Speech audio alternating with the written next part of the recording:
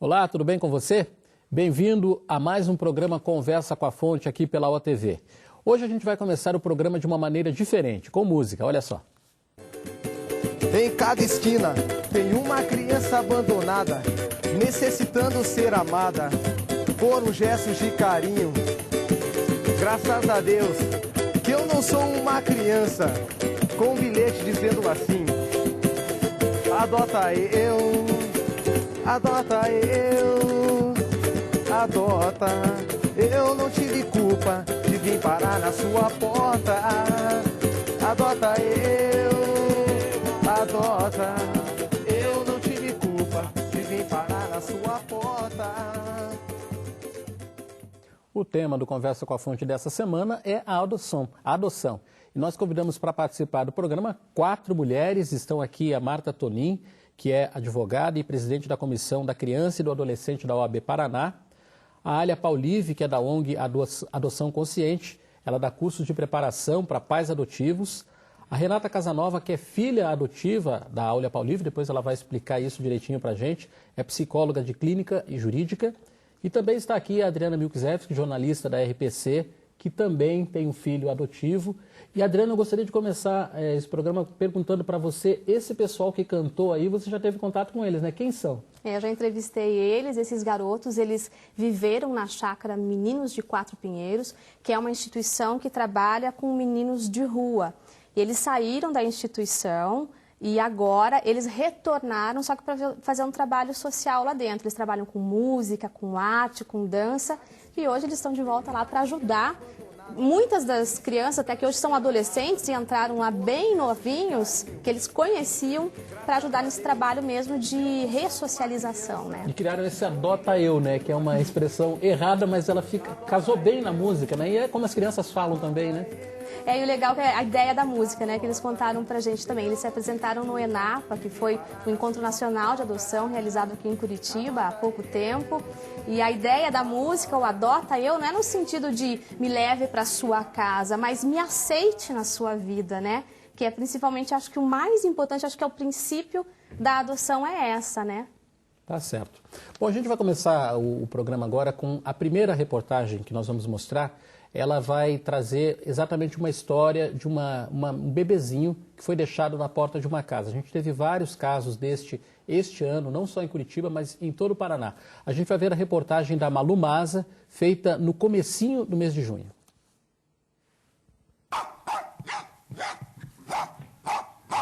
Foi o latido insistente da cadela Laila que acordou a família. E o meu marido ainda gritou com ela lá do quarto, né, que não podia dormir, mas nós vimos que ela não faz isso. Quando saiu de casa, Dona Lúcia se surpreendeu com o motivo de tanto barulho. No gramado, um bebê de apenas 3 dias. Ele estava com roupas leves, em cima de um cobertor e chorava de frio. A temperatura era de 8 graus em Curitiba, com sensação térmica de 4. A noite mais gelada do ano. E eu vim aqui e já peguei, não sei se podia pegar, não podia, eu peguei e já corri para dentro. Aí eu fiquei com tanta dó, sabe? A lágrima corria, assim, porque dá dó. Dona Lúcia e o marido Helmut chamaram os bombeiros. O bebê, uma menina, corria risco de vida, porque estava com hipotermia, a redução da temperatura do corpo provocada pelo frio.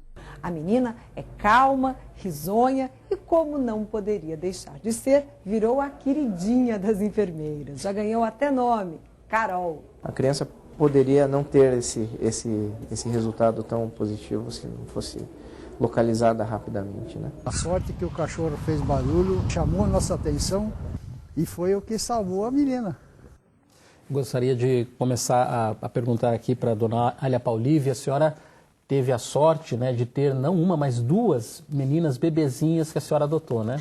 Sim, faz tempo, foi uma alegria muito grande. Foi numa época em que não tínhamos orientação, não tinha... era tudo diferente, a lei era outra, mas a gente sempre tivemos uma abertura. E por isso a gente virou até uma referência de informação. Quem queria adotar, não sabia como, nos procurava. Porque realmente não existia, assim como hoje temos site, temos tantos meios, né? Aquele tempo não tinha. E nossa adoção foi pela via da justiça, foi uma via legal. E uma das suas filhas está aí do seu lado. Pois é. favor, como é que foi a história da adoção da Renata? Não pode, eu vou chorar daqui a pouco. Foi linda, porque a gente esperou 1 ano e pouquinho, e íamos mensalmente na instituição, que chamava-se Mater, para levar documentos. E até que chegou o dia que ela tinha nascido já, ela tinha 4 dias, daí nós levamos toda a documentação na vara da infância para ter o sinal, né, podermos refazer o registro e levar para casa essa mocinha aqui. Renata, você sempre soube que era filha adotiva, é uma coisa que não era muito comum na década de 70, até a década de 60, enfim, é só a partir dos anos 90 que se começou a trabalhar isso. Você sempre soube? Sempre. Eles sempre contaram pra gente, fazia parte da história como se fosse uma coisa bem simples, bem tranquila. Esse é o caminho mesmo, doutora Marta? Sem dúvida. Adotar é um ato que eu diria de maior demonstração de amor que um ser humano pode fazer em relação ao outro. E é legal por quê? Porque existe todo um caminho, uma abertura do Poder Judiciário para que isso aconteça. Então, a adoção ela é um instituto jurídico que permite dar uma família a uma criança ou adolescente, não é? Mas, obviamente, claro que, num primeiro momento, a gente sempre imagina a adoção de uma criança. Hoje, nós falamos em adoção tardia, que é muito importante, não é? Que é aquela adoção de crianças lá com seus 7, 8, 9 anos ou mesmo adolescentes, porque o que mais eles querem é ter uma família. Então, para isso, nós temos que desmitificar aquela questão de que para ter uma criança eu tenho que buscar outros caminhos que não sejam o da justiça.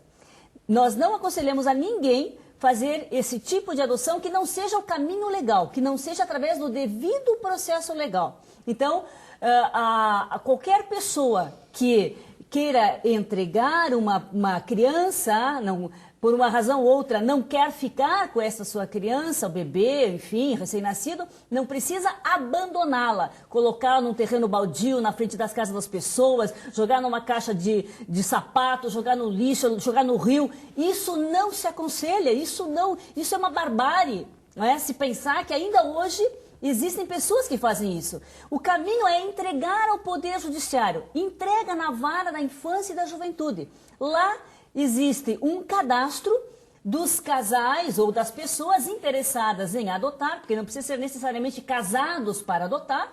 E então lá, de acordo com a ficha que a pessoa interessada escreveu através dos critérios e requisitos que ela lá colocou, então a equipe técnica do judiciário vai verificar e vai fazer a entrega, logicamente, que todo um preparo para essa pessoa que vai receber essa criança, não é? Até uma orientação do ponto de vista, através da entrevista social com a psicóloga, enfim, não é?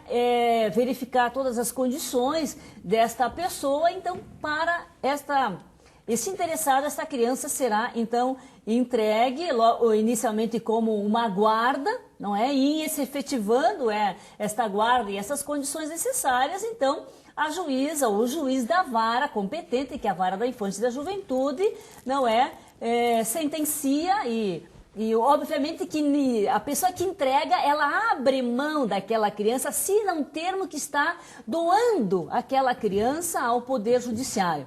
Então, nós temos que, de fato, não é dizer que este é o caminho correto, não é? O caminho mais plausível e com todas as cautelas de se orientar as pessoas a fazer essa entrega do que ficar simplesmente abandonando esta criança que não pediu para nascer, mas que tem direito a crescer com toda a dignidade, a ser criada no ambiente de uma família. Adriana. Sabe, Livelto, a gente tem até em Cascavel, existe um projeto piloto pioneiro que prepara já enfermeiros, os atendentes nos postos de saúde para receber essas mulheres. É claro que um dos grandes problemas que a gente enfrenta, que a gente vê hoje dentro do cadastro, é que tem muito mais criança abrigada do que criança disponível e pronta para adoção. Só 10% das crianças hoje no país que estão vivendo, passando suas vidas em instituições, elas estão livres, estão destituídas. Por quê? Pensa para uma família, que daí não é nem a figura de pai e de mãe, pensa para um casal que vai entregar essa criança, admitir isso na frente dos outros, sem ser julgado, sem ser criticado, né? Até o Dr. Sérgio Creus, que é o juiz da primeira vara lá de Cascavel, da Infância e Juventude, ele fala, né, que nós, tem que começar pela sociedade essa mudança. Nós, cada um de nós, como cidadãos, temos que entender que essa entrega, por mais difícil que seja, para nós que temos nossa família, nosso pai que nos amou, nossa mãe que nos deu carinho, entender que essa entrega, ela existe, existem pessoas que não criam vínculo, que não querem, que não vão ser felizes, que aconteceu aquela gravidez, ou não foi programada, ou a pessoa usa drogas e não tem nem condição de entender que estava grávida, seja qual for a razão, quando ela se disponibiliza a carregar aquela criança e entregar para uma família, isso também é amor. É uma atitude de amor também. Diferente dessa que a gente ouviu depois dessa reportagem da Malu, eu acho que a cada semana nós demos mais uma matéria de abandono. Agora, largar uma criança num terreno, dentro de um saquinho, só com uma fralda, isso é crime. É cruel, né? É desumano. Mas por trás dessa situação de crianças abrigadas, principalmente as maiores, existe uma mentalidade de mãe que ganha a cesta básica. A gente tem uma história de um casal que queria adotar 4 crianças e a mãe não assina a destituição por causa da tal cesta básica. Então, é uma coisa também que precisa conscientizar o pessoal, a própria justiça, né? Que o abrigamento, agora a lei prevê um tempo só de permanência e isso é muito bom, porque tem que dar uma solução. Por que essas crianças ficam lá, crescendo no abrigo, fechadas? Existe todo esse né? trabalho, né, Marta, de tentativa de retorno, da criança para a família, o estatuto prevê isso, a própria né? a lei, com essa mudança que teve agora em 2009, ela diz o seguinte, que há que se esgotar todos os recursos para a manutenção desta criança no seio da sua família biológica. Mas nós também perguntamos, até quando há que se esgotar? Qual é o limite desse esgotar todos os recursos de uma reintegração familiar? Porque nós bem sabemos, não é, que existem famílias que têm dificuldades temporárias e que, de fato, sanar daquela deficiência ou aquela dificuldade, tem condições de ter essa criança de volta. Então, a criança ficaria no abrigo em caráter temporário, porque a lei diz que, no máximo, até 2 anos essa criança ficará no abrigo. Por que 2 anos? Porque nesse meio de tempo há que se ter uma política de enfrentamento a essa necessidade dessa família, não é? E o retorno desta criança no ambiente da sua família biológica, sanguínea, natural, né? E isso não sendo possível, é que então ela será encaminhada para uma família substituta. Agora, Renata, esse prazo que algumas crianças ficam, isso deixa marcas nas crianças, né? Dependendo da idade com que elas saem de um abrigo. Sempre deixa, né? Porque são situações em que muitas vezes ela percebe que a família não sabe cuidar, mas no abrigo ela também, por melhor que ele seja, ela não tem uma figura de referência e ela precisa criar vínculos. É como uma plantinha que precisa criar raiz, ficar mudando de vasinho cada instante, ela não vai criar vínculo com nada. E às vezes saem do abrigo, vão para a família adotiva e têm medo de se vincular, porque não sabem se aquilo vai ser permanente. E nós, adultos, os pais que estão adotando essas crianças, muitas vezes criam a expectativa de que a criança vai olhar para ele e vai dizer, mamãe, papai, eu te amo. Mas não conhecem aquela pessoa, não sabem quem ela é, estão entrando numa casa desconhecida. A gente precisa ter um pouco mais de paciência, né? São marcas que às vezes a instituição deixa muito fortes e que devagar, com muita paciência, muito amor, muita constância, a gente vai fazendo com que elas se tornem mais sutis, sejam mais tranquilas de serem dadas pela criança. O nosso papel enquanto adulto é justamente esse, acolher as dificuldades que aquela criança tem. Ok. A gente vai fazer um intervalo e já voltamos e vamos falar no próximo bloco sobre exatamente a adoção tardia.